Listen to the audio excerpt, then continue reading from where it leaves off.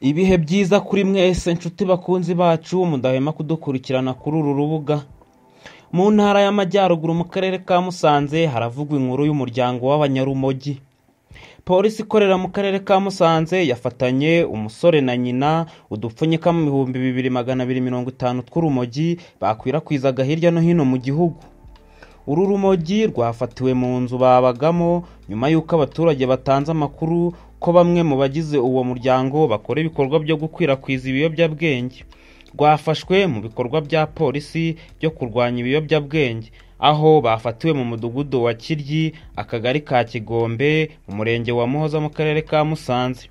Umuvugizi wa polisi muri iyo ntara y'Amajyaruguru IP Ignace Ngirabakunzi yavuze ko ku bufatanye n'abaturage ibikorwa byo kurwanya ibiyobyabwenge n'ibyaha bitanga umusaruro. Yagize ati abaturage nibo bafatanyabikorwa bibanze mu mutekano, aho baduha amakuru adufasha gukumira no kurwanya ibyaha. Ni muri urwo rwego aba bantu bafashwemo.